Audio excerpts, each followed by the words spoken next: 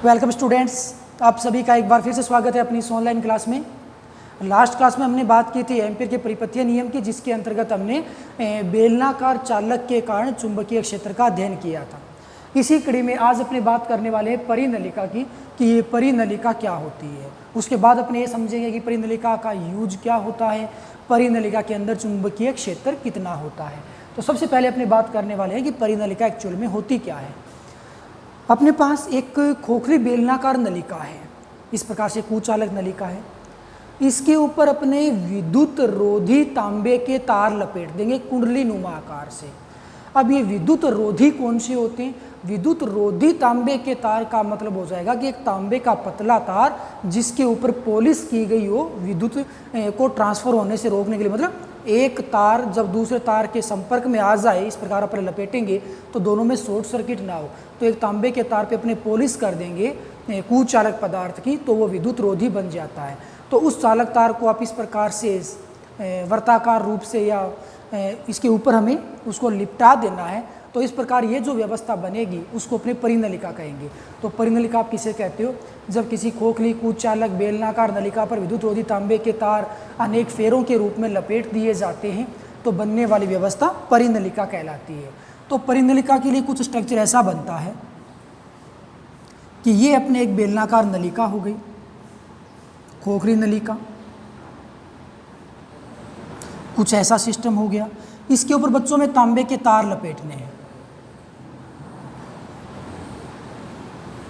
ये हो गए इसके ऊपर तांबे के तार।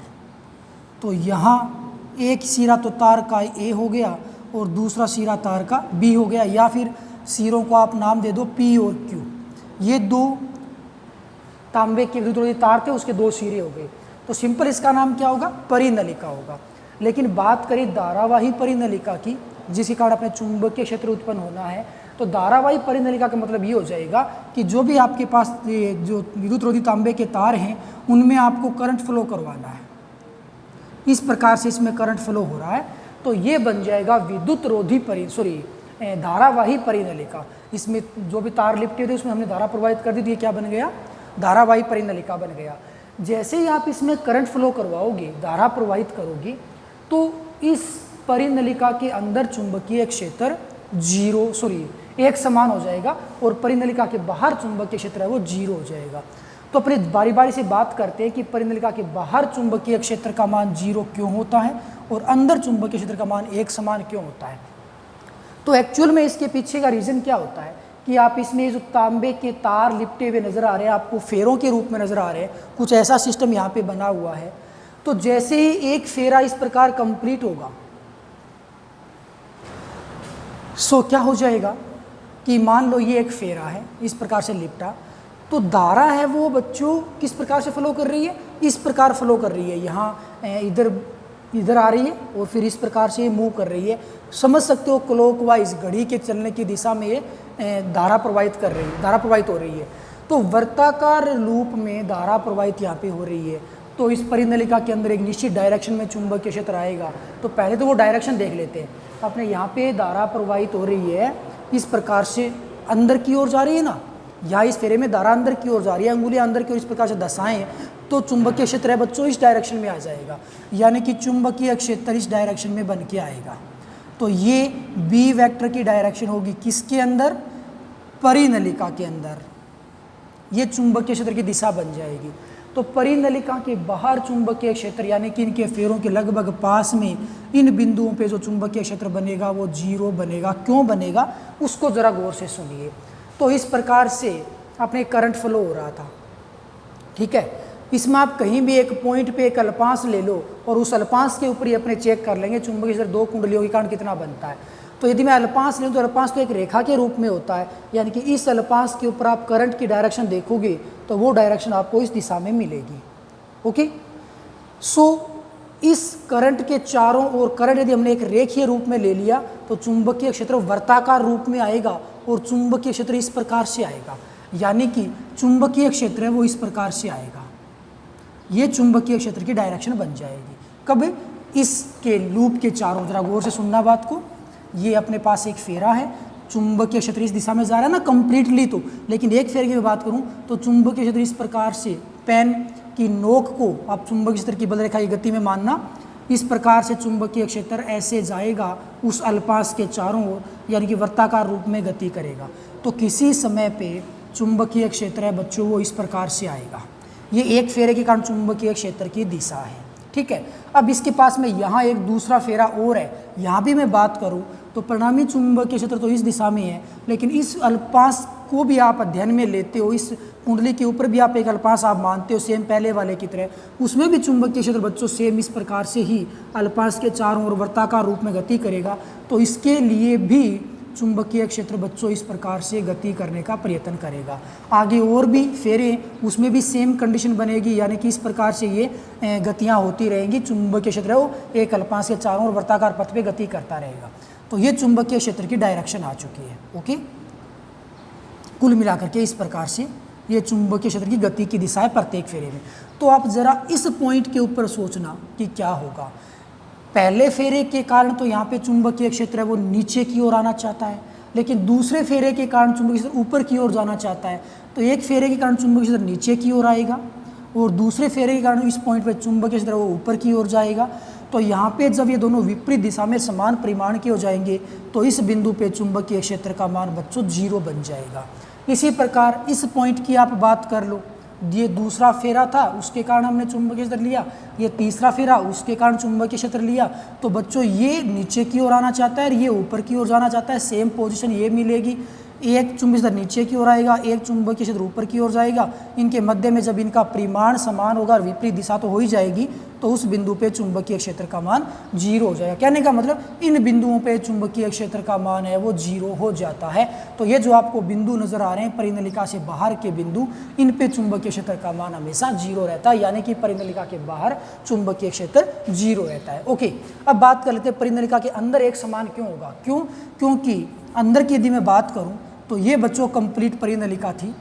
अब परिनलिका के अंदर आप देख सकते हो कि चुंबकीय क्षेत्र की डायरेक्शन एक ही है, इस दिशा में है, यहाँ भी इस दिशा में है, यहाँ भी इस दिशा में है, यानी कि परिणामी चुंबकीय क्षेत्र में एक निश्चित डायरेक्शन में मिल जाएगा और सब आपस में परिणामी चुंबकीय क्षेत्र प्रदान करेंगे तो चुंबकीय क्षेत्र का मान हमें प्रत्येक बिंदु पे एक समान प्राप्त होगा।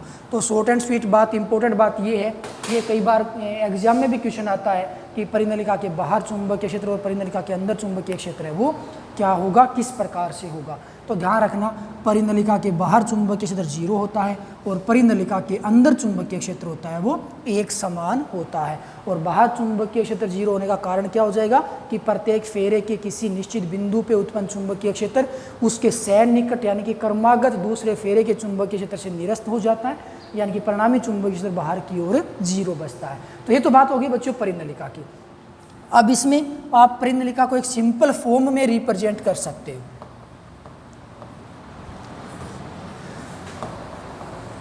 सिंपल फॉर्म में इसको रिप्रेजेंट कैसे करोगे,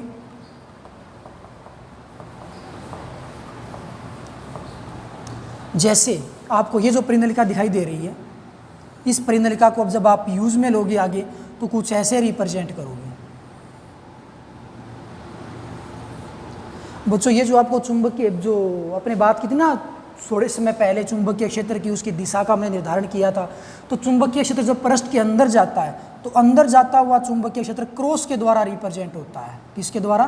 क्रॉस के द्वारा। और बाहर निकलता चुंबकीय क्षेत्र डॉट के द्वारा रिप्रेजेंट होता है। जैसे मैं ये बोल दूं कि ये मेरे पास धारावाही चालक तार है तो चुंबकीय क्षेत्र इस प्रकार से होगा अंगुलियों के रूप में।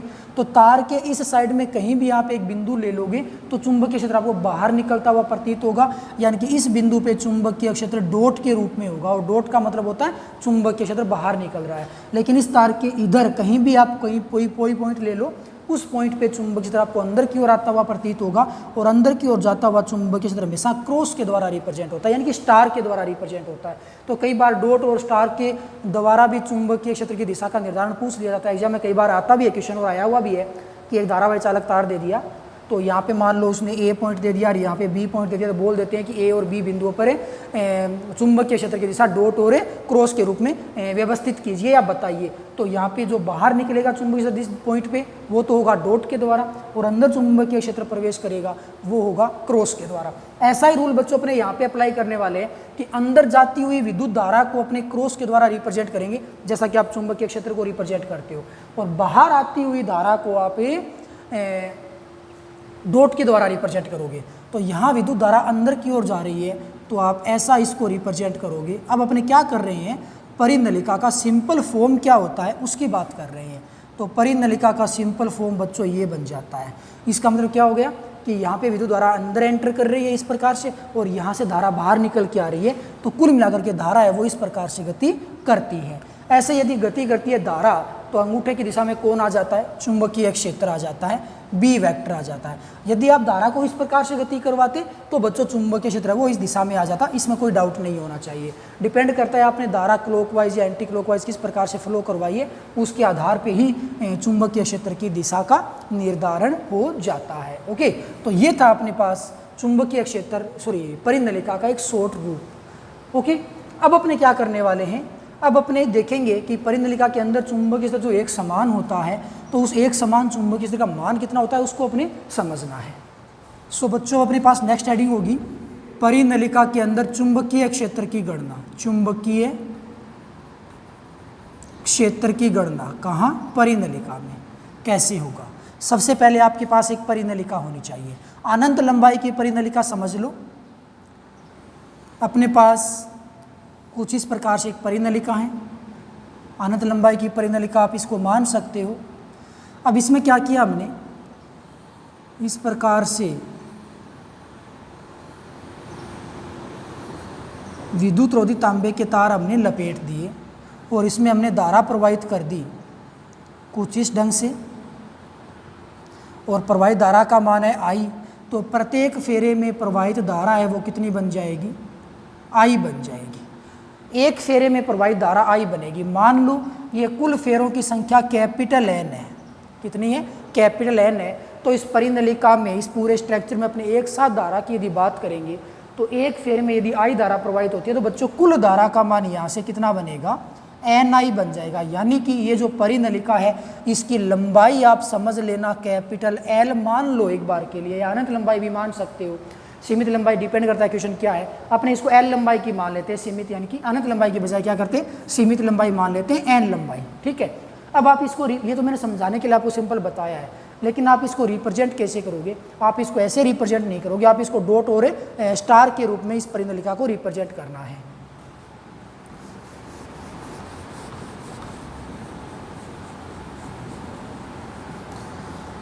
तो फिर उसके लिए अपने पास ये व्यवस्था है।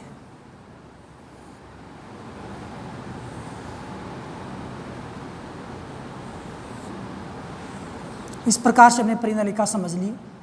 ये डॉट यानी कि विद्युत धारा ऊपर वाले भाग में बाहर निकलती है, ये क्रॉस यानी कि नीचे वाले भाग में विद्युत धारा प्रवेश कर रही है।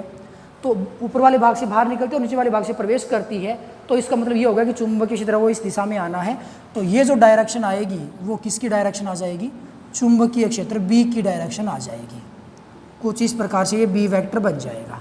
अब हमें क्या करना होगा, हमें इसके अंदर चुंबकीय क्षेत्र कितना उत्पन्न हुआ है उसका मान ज्ञात करना है और बाकायदा एम्पियर का परिपथीय नियम काम में लेना है। उसके लिए आप क्या करोगे कि एम्पियर का परिपथीय नियम के लिए सबसे पहले आपको एक बंद पास की कल्पना करनी होती है, लेकिन यहाँ पे बच्चों जो बंद पास काम में लोगे वो आपको वर्ताकार नहीं लेना है, वो आपको आयताकार पास काम में लेना है। और इस पास का नाम हमने रख दिया PQRS, ये एक पास हो गया। ठीक है, अब क्या करोगे, पहली कल्पना परिकल्पना क्या होती है, पास लेना, फिर दूसरी परिकल्पना होती है अल्पांश की कल्पना करना। तो ये PQ जो आपने अल्पांश लिया है, इस PQ अल्पांश की लंबाई आप मान लो स्मॉल l। परिनलिका में कुल फेरों की संख्या मान लो कैपिटल N, कितनी, कैपिटल N। और परिनलिका की कुल लंबाई यदि जरूरत पड़ी तो मान लेंगे L। और प्रत्येक फेरे में प्रवाहित धारा कितनी है, I है। यहाँ पे कुल फेरे कितने, N हैं, प्रत्येक फेरे में प्रवाहित धारा I है, तो कुल धारा बच्चों कितनी बन गई है, NI बन गई है। ठीक है, ओके। परिनलिका में, कंप्लीट परिनलिका में फेरों की संख्या n है, तो p और q दूरी तक कितनी स्फेरों की संख्या बनेगी वो अपने आगे जाके कैलकुलेट करेंगे। तो ध्यान रखना कि n संख्या है वो पूरी परिनलिका में, इस पॉइंट से लेके इस पॉइंट तक p q में फेरों की संख्या थोड़ी कम रह जाएगी कंप्लीट की बजाय। अब आप क्या करोगे, अल्पांश ले लो जी, मैंने एक पी क्यू पे अल्पांश ले लिया, अन्य के ऊपर भी आप इस प्रकार से कहीं भी अल्पांश ले लोगे, लेने की जरूरत नहीं है, अपने सीधा उसको मान लेंगे, कल्पना कर लेंगे, सिर्फ अपने काम में केवल पी क्यू वाला भाग आएगा, इसीलिए मैंने यहाँ पे पी क्यू के ऊपर एक अल्पांश डी एल ले लिया है। ओके, ठीक है जी। सो अब डी एल अल्पांश और बी के बीच में चुंबकीय क्षेत्र, सॉरी बी और डी एल के बीच में एंगल कितना बनेगा वो भी देखना होगा। तो डी एल की डायरेक्शन आप इधर भी मान सकते हो और इधर भी मान सकते हो। हम अपनी सुविधा के लिए डी एल की डायरेक्शन को बी की दिशा में लेंगे। तो भाई यहाँ पे पी क्यू रेखा के ऊपर मैं अल्पांश की बात करूँ तो उस अल्पांश और बी के बीच में जो एंगल बनेगा थीटा एक समान दिशा में होने के कारण कितना बन जाएगा, 0 बन जाएगा। बच्चों यहाँ पे हमें प्रत्येक पास के ऊपर डीएल की कल्पना करनी है, लेकिन वो चीज़ें अपने काम में नहीं आएंगी, इसलिए हम केवल उसकी कल्पना ही करेंगे और कहीं ज़रूरत पड़ेगी तो उसको अपने क्या करेंगे, मेज़र कर लेंगे। लेकिन फिर भी थोड़ा बहुत बता देता हूँ कि इसके ऊपर आप अल्पांश लोगे, यहाँ पे उसकी डायरेक्शन आप ऊपर या नीचे मान सकते हो। यहाँ कोई अल्पांश लोगे उसकी डायरेक्शन इधर या फिर इधर हो जाएगी, और इस भाग पे भी कोई अल्पांश लोगे तो उसकी डायरेक्शन नीचे या ऊपर बन जाएगी। ओके, सो अब आप क्या करोगे, यहाँ से आप एम्पियर का परिपथीय नियम लगाओगे। ज्ञात क्या कर रही है, परिनलिका के अंदर चुंबकीय क्षेत्र। तो एम्पियर के परिपथीय नियम से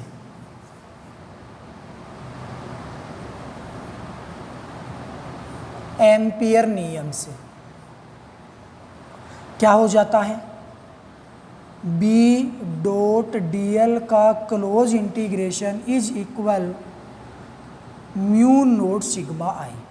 अब यहाँ पे ये क्लोज इंटीग्रेशन करना है, बंद पृष्ठ का है, तो बंद पृष्ठ इस बार वर्ताकार तो है नहीं, आयताकार है, तो यहाँ पे पूरे पृष्ठ का नाम होगा पी क्यू आर एस। पूरे पृष्ठ का नाम होगा पी क्यू आर एस। और इस पूरे पृष्ठ को हमने 4 भागों में, 4 शाखाओं में, 4 भुजाओं में तोड़ रखा है। तो हमें कंप्लीट मान अलग अलग प्रकार से निकालना होगा। B d l cos theta, एक बार तो पी क्यू के लिए प्लस करोगे, क्यू आर के लिए प्लस करोगे, आर एस के लिए प्लस करोगे, एस पी के लिए, तो ये बन जाएगा क्लोज इंटीग्रेशन अब क्यू आर के लिए b d l cos theta. अगली बार प्लस कर दोगे आर एस भाग के लिए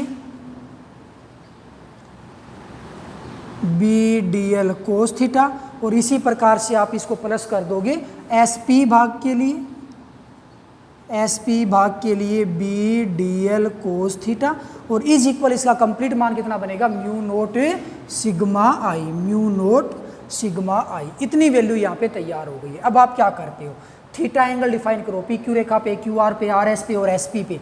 चलो पी क्यू की बात करते हैं। पी क्यू तुमने देख लिया था, थीटा एंगल 0 डिग्री था, कोस 0 का मान 1 होता है। तो बच्चों ये बन जाता है पी क्यू शाखा के लिए क्या, बी डी एल, क्योंकि कोस 0 का मान 1 हो जाएगा। आगे बात करते हैं क्यू आर के लिए। क्यू आर अल्पांश ले लो, ऊपर की ओर मान लो अल्पांश की दिशा, चुंबकीय क्षेत्र इस दिशा में होगा, तो एंगल कितने डिग्री बनेगा, 90 डिग्री बनेगा, और कोस 90 का मान कितना आता है, 0 आता है। तो बच्चों कंप्लीट वैल्यू कितनी बन जाएगी, 0 बन जाएगी। आर एस के लिए, आर एस की यदि मैं बात करूं तो वहाँ पे चुंबकीय क्षेत्र होगा ही नहीं, क्योंकि आर एस पूरा का पूरा भाग है वो चुंबकीय क्षेत्र से बाहर है, परिनलिका से बाहर है। तो यहाँ पे बी का मान 0 बन जाएगा, तो परिणामी मान यहाँ कितना बनेगा, 0। चलो एसपी की बात कर ले। एसपी पे अल्पांश यदि आप लेना चाहते हो तो अल्पांश की डायरेक्शन नीचे या फिर ऊपर की ओर, जो कि चुंबकीय क्षेत्र के साथ 90 डिग्री कोण बनाएगी, अतः इसका मान भी 0 बन जाएगा। इज इक्वल क्या बचेगा, म्यू नोट सिग्मा आई। तो कुल मिलाकर के आप यूँ कह सकते हो कि केवल पास बचा कौन सा है, पी क्यू बचा है, और उसके लिए मान है म्यू नोट सिग्मा आई। ओके, सिग्मा आई कितना होगा, सिग्मा आई है क्या चीज़, पी क्यू पास में प्रवाहित होने वाली धारा। ठीक है, अब पी क्यू पास में प्रवाहित धारा का मान कितना होगा। पहले हमें यदि ये पता चल जाए कि पी क्यू पास में फेरे कितने हैं, यदि मुझे पता चले कि फेरों की संख्या 15 है पी क्यू पास इतनी दूरी में इस प्रकार से लिपटे हुए, तो भाई एक फेरे में धारा प्रवाहित आई हो रही थी, तो 15 में कितनी हो जाएगी, 15 आई। पता चले कि 10 फेरे हैं तो कुल धारा कितनी बन जाएगी, 10 आई। हमें पता करना है कि कुल फेरों की संख्या कितनी होगी। तो फेरों की संख्या ज्ञात करने के लिए बच्चों आप करते क्या हो, किस प्रकार से आप इसको मेजर करोगे कि कंप्लीट परिनलिका में फेरों की संख्या कितनी है, कैपिटल एन है। हमें निकालना कितनी दूरी में है, पी क्यू दूरी में निकालना है। उसके लिए आप क्या करोगे, आपके पास एकांक लंबाई में कितने फेरे होंगे वो आप आसानी से निकाल सकते हो। क्या कहोगे कि कैपिटल एल लंबाई में फेरों की संख्या कितनी, एन, पूरी लंबाई में, एकांक लंबाई में n/l, और एकांक लंबाई में फेरों की संख्या को बच्चों स्मॉल n से प्रदर्शित किया जाता है। अपने पास कुल लंबाई कितनी है, स्मॉल l लंबाई है, कितनी लंबाई है, स्मॉल l लंबाई है, तो कुल फेरों की संख्या कितनी बन जाती है, कुल फेरे कितने बन जाएंगे, एकांक लंबाई में n/l है, n/l है, लंबाई कितनी है, l में हमें ज्ञात करना है, और n/l को आप स्मॉल n कह सकते हो, ये ज़्यादा बेटर रहता है, सुफिशियंट रहता है यूज़ में लेने के लिए। तो कुल फेरे बच्चों PQ में n/l बन जाते हैं, या स्मॉल n का मान है ना वो कैपिटल n/l है। ओके, तो कुल फेरों की संख्या n/l आ जाती है PQ दूरी में। अब एक फेरे में धारा I है तो कुल धारा कितनी बन जाएगी, nl/I, तो यहाँ सिग्मा I का बच्चों मान बनेगा nl/I, ये सिग्मा I का मान बनेगा। वैल्यू पुट कर दो, इंटीग्रेशन कर देंगे, b को बाहर निकाल दिया, इंटीग्रेशन होगा dl का।